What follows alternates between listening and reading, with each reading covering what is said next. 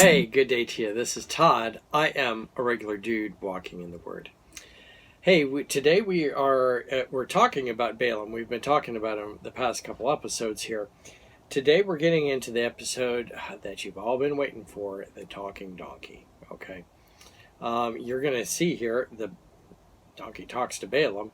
What's more amazing is Balaam just talks back to the donkey like it's no big deal here. Like something's not right here. Some believe that he had been involved with sorcery and stuff, and it was used to animals talking to him because of that the sorcery he was involved with. And this guy was really a sorcerer. To call him a prophet of God is using that really loosely, and you can see as we go through this passage here, the next couple of passages. This guy was all about the money. He wasn't about serving God, and God spoke through him, but he wasn't serving God, as you'll come to find out. Today I want to read here from Numbers chapter 22, verses 21 to 35. Okay? Let's just jump right into this and see what happens here. Okay? It says this, Numbers 22 verses 21 to 35. Balaam got up in the morning and saddled his donkey and went with the Moabite officials. But God was very angry when he went, and the angel of the Lord stood in the road to oppose him. Balaam was riding on the donkey, and his two servants were with him. When the donkey saw the angel of the Lord standing in the road with a drawn sword in his hand, it turned off the road into a field, and Balaam beat it to get it back on the road. Now, I had read there that God was very angry with him for going. And earlier on, you can see in verse 20 that we read yesterday, he says, go ahead and go with him. This is God's, I guess you'd say, permissive will here. God will allow you, if you really want to do this, God will allow you, but this will be a teaching moment, okay? So sometimes we'll do this with our kids. They'll be like, hey, I want to do this, I want to do this, I want to do this, I want to do this. Let's say that it's winter time and the pool is freezing cold, and they go, hey, I want to go swimming, I want to go swimming, I want to go swimming. And you're like, no, you don't want to go swimming. It's freezing cold in there. And they're like, yeah, I want to go swimming, I want to go swimming. You finally, in your permissive will, in knowing that the child's going to hate this once they get in the water, you say, all right, you go ahead and jump in that water. And they're in there about 15 seconds, and they're like, it's freezing cold, I want to get out of here. Okay?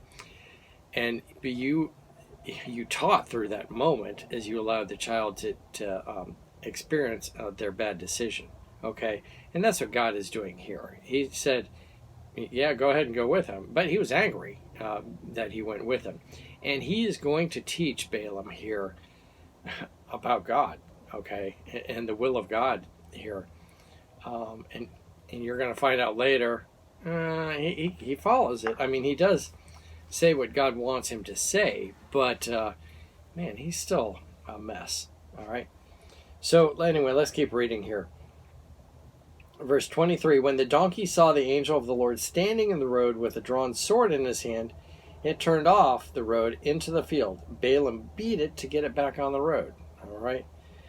Verse 24, the angel of the Lord stood in a narrow path through the vineyards, with walls on both sides. When the donkey saw the angel of the Lord, it pressed close to the wall, crushing Balaam's foot against it. So he beat the donkey again. It was common in that time to have, you'd have these vineyards, okay, and you built walls so people didn't just keep helping themselves to the grapes. So they're walking along the road, and they go, oh yeah, look, free grapes, and eat all the grapes that you have there. So they built walls up, and so it's getting to be a narrow section, and the donkey's going through trying to avoid getting murdered by this angel, and crushes Balaam's foot, and then he's just irate about it. Now, verse 26, the angel of the Lord moved on ahead and stood in a narrow place where there was no room to turn. either to the right or to the left. When the donkey saw the angel of the Lord, it lay down under Balaam, and he was angry and beat it with his staff. Then the Lord opened the donkey's mouth, and it said to Balaam, "What have I done to you to make you beat me these 3 times?" Okay, so the Lord allowed the donkey to start talking, and then he asked, "What have I done here?" Verse 29, Balaam answered the donkey, "You have made a fool of me. If only I had a sword in my hand, I would kill you right now." What's he concerned about? Being made a fool of. Okay, not his foot being all crushed up, but he's concerned about being made a fool of. Okay, that's more honoring yourself. Okay, so kind of worship of self happening there, and that's what you'll find when people are kind of worshiping themselves, is that they're all concerned about, "Oh, you made a fool of me," you know. Verse 30, the donkey said to Balaam, "Am I not your donkey, which you have always ridden to this day? Have I been in the habit of doing this to you?" "No," he said. Then the Lord opened Balaam's eyes, and he saw the angel of the Lord standing in the road with a sword drawn. So he bowed low and fell face down. Okay, Balaam is doing something right here. He sees the angel of the Lord, and he bows and falls face down. He doesn't just walk up to it casually and go, "Hey, what's going on?" He falls face down. So one thing he does right there. The angel of the Lord asked him, "Why have you beaten your donkey here these 3 times? I've come here to oppose you because your path is a reckless one before me." Okay, would you agree it's reckless? I sure do.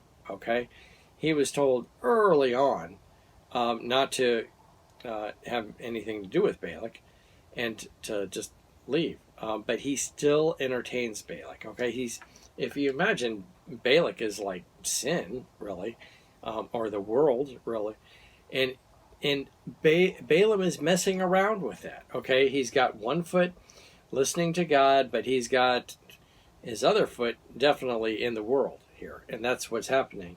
And when you do that, your path is reckless. Okay, when people do that today, they say, "Oh yeah, bless the Lord, I'm a Christian," and then they got the other foot, getting drunk at the bar every night.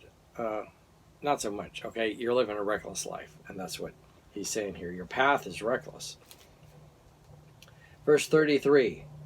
The donkey saw me and turned away from me these 3 times. If it had not turned away, I would certainly have killed you by now.